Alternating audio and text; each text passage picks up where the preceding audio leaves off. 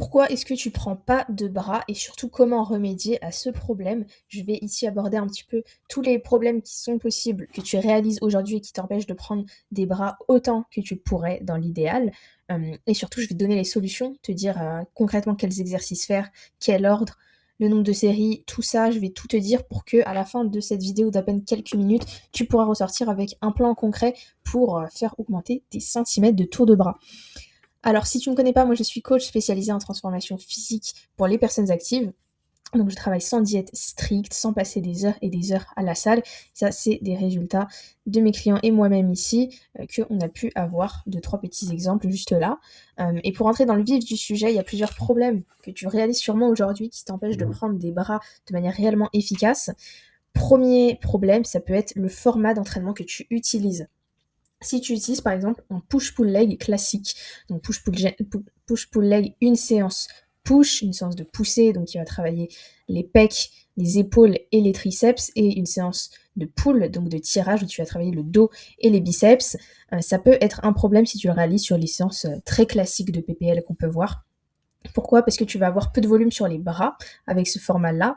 Et en plus, tu vas avoir un placement des exercices pour les bras qui sont en fin de séance. Encore une fois, si tu es sur un schéma classique et que tu n'as pas modifié un petit peu ou personnalisé le PPL en question. Et ça, c'est un problème.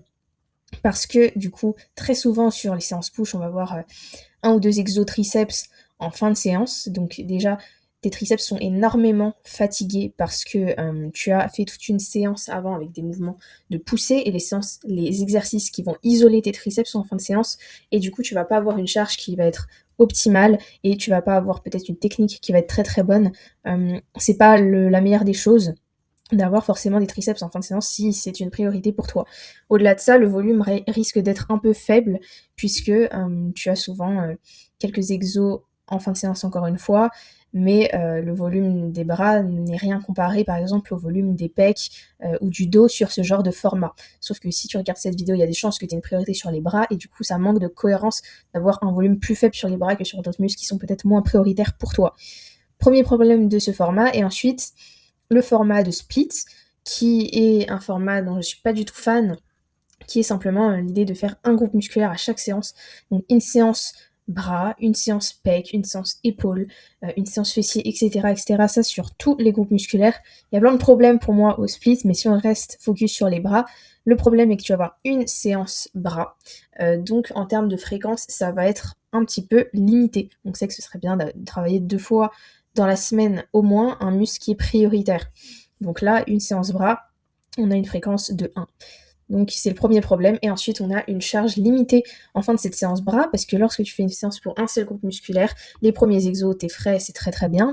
Par contre, les exercices, plus ça avance, en fait, plus tu vas perdre en force, parce que ça fait déjà un moment que tu matraques un groupe musculaire bien précis, et au bout d'un moment, en fait, tes charges se dégringolent au fur et à mesure que la séance avance. Et on sait que la charge, c'est la tension mécanique, c'est le facteur numéro 1 de prise de muscle. Et si tu accumules trop de fatigue et que tu peux pas réaliser des charges correctes, est-ce que ça vaut vraiment le coup de faire cette séance-là?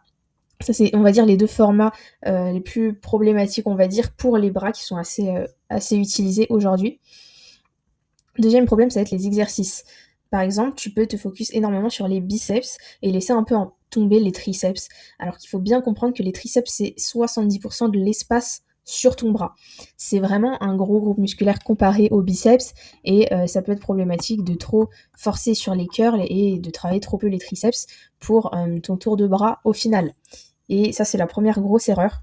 La deuxième, c'est de ne pas faire forcément les bons exercices de manière générale. Et on abordera quels sont les meilleurs exercices un petit peu plus tard dans cette vidéo. Comment y remédier? Déjà, ça va être l'ordre des exercices. C'est toujours la même chose si tu as un groupe musculaire qui est prioritaire, que ce soit les biceps ou les triceps dans ce cas-là. Il faut que tu places des exercices d'isolation en début de séance. Tu as plus de force, tu as une meilleure technique, tu as moins de fatigue. C'est que du bonus. C'est pour ça que l'ordre a une grosse importance, notamment mettre des exercices biceps ou triceps en début de séance, peu importe la séance. D'accord? Ça peut être en début de séance jambes. Ça n'a aucune importance. C'est pas comme ça qu'il faut raisonner. L'important, c'est surtout d'avoir une fréquence qui est intéressante, donc de travailler au moins 2 fois les bras dans la semaine, et d'avoir un volume qui est bon. Donc si ton volume à la fin de la semaine, il est très bon, Peu importe si tu as mis ce volume-là sur une séance jambes, sur une séance épaules ou une séance pec, peu importe, l'important c'est que tu as le volume. Donc l'important c'est vraiment ça. Ici, il faut que tu mettes des biceps en début de séance jambes pour que tu aies assez de séries à la fin de la semaine, et bah fais-le. Encore une fois, c'est vraiment au cas par cas et aucun programme n'est censé se ressembler si tu le personnalises bien. Et parfois ça peut donner ce genre de choses. Tout ça pour te dire que tu voudras des exercices bras en début de séance si c'est ta priorité et non pas en fin de séance comme on peut beaucoup le faire. Ensuite, au niveau du choix de tes exercices, sur les exercices d'isolation pour les biceps, tu voudras du curl en supination. Peu importe que le bras soit derrière le corps, le long du corps ou devant le corps, ça ne va pas changer le recrutement. Ça ne va pas plus travailler un chef que l'autre. L'important, c'est que tu aies une prise supination et que tu fasses un mouvement de flexion de coude. Donc ça, c'est le premier exercice que tu veux avoir, le plus important. Pour les biceps en tout cas. Ensuite, le hammer curl, donc c'est un curl où tu vas avoir une prise marteau, donc une prise neutre. Ok, ça, c'est un deuxième curl que tu peux avoir pour vraiment complémenter et avoir un travail complet de l'ensemble des muscles du biceps, l'ensemble des sous-muscles du biceps, pour dire grossièrement. En gros, si tu as ces deux variations de curl, tu vas travailler l'ensemble de tes fléchisseurs du coude et tu vas travailler l'ensemble des muscles du biceps, ok, pas seulement le biceps brachial. Et du coup, c'est ça qui va faire vraiment un biceps complet. Pour ce qui est des triceps, tu voudras deux, disons, variations d'isolation. Un katana triceps extension. Donc, c'est une variation avec le coude ici, donc au-dessus de la tête, réaliser une extension triceps avec le coude comme ça au-dessus de la tête, à la poulie, beaucoup plus facile. Et ensuite, des crossbody triceps extension. Donc, ce sont des extensions triceps où cette fois-ci, on n'a pas le coude au-dessus de la tête. On l'a à peu près à 30 degrés, donc ici. Et on va réaliser une extension triceps avec le coude ici à 30 degrés. Donc, pas forcément complètement collé au corps, très légèrement ouvert comme ceci. Et on va réaliser notre extension dans ce plan-là. En gros, tu as vraiment 4 exercices d'isolation à faire pour tes bras. Tu peux également, en plus de ça, faire des exercices polyarticulaires qui focusent plutôt le travail des bras. En l'occurrence, pour les biceps, tout ce qui est tirage en prise supination avec une amplitude complète vont travailler tes biceps de manière indirecte. Parce que oui, évidemment, les exercices de dos où tu as une flexion de coude, ça ne travaille pas uniquement les muscles du dos, mais les muscles des biceps puisqu'ils fléchissent le coude. Donc si tu veux accentuer le travail de tes biceps sur tes exercices de dos, c'est aussi possible en ayant une prise en supination, ça va beaucoup t'aider, et en ayant vraiment une amplitude complète, donc le fait de fléchir le coude complètement sur tes tirages, ça va te permettre d'avoir un volume indirect sur tes biceps et d'augmenter un petit peu ton volume de cette manière-là.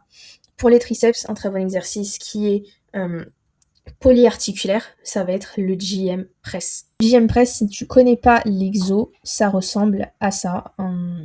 Petite vidéo, c'est mieux de le faire à la Smith Machine. Tu vois que tu peux avoir une grosse flexion de coude, ça ressemble à un développé couché, mais en réalité, au lieu d'avoir tes coudes qui vont plutôt légèrement s'écarter, ok, et laisser les pecs s'étirer, ici on veut uniquement bosser les triceps, donc on va pas forcément faire d'extension d'épaule et on va se concentrer vraiment sur la flexion et l'extension du coude, ok. Donc c'est un peu technique, je te montrerai la petite vidéo si tu connaissais pas l'exo. Et pour enchaîner sur les autres choses à savoir, ça va être le volume. Il faut que ton volume soit plus élevé sur tes biceps et tes triceps si ce sont des priorités pour toi. Si aujourd'hui tu calcules ton nombre de séries par semaine et que tu as plus de séries sur, j'en sais rien, ton grand dorsal que tes biceps et tes triceps, alors que le grand dorsal n'est pas prioritaire et que les biceps et les triceps sont prioritaires, il y a un problème. Le volume devrait représenter et devrait vraiment refléter en fait tes priorités aujourd'hui. Donc il faut augmenter un petit peu le nombre de séries totales sur la semaine. L'intensité, il faut que tu sois une répétition de réserve et en gros il faut que tu sois proche de l'échec, il faut que tes séries soient intenses. Si tes séries ne sont pas intenses et pas proches de l'échec, tu ne pourras pas prendre de muscle, que ce soit sur les bras ou n'importe quel muscle. La fréquence, encore une fois, c'est mieux si tu peux avoir une plus grande fréquence pour les groupes prioritaires, donc au moins 2 fois par semaine sur les biceps. Tranche de répétition, entre 6 et 10 répétitions, c'est très bien. Et applique une surcharge progressive au fur et à mesure des séances. T'assurer de progresser, que ce soit gratter une répétition, gratter 1 kilo, toujours progresser.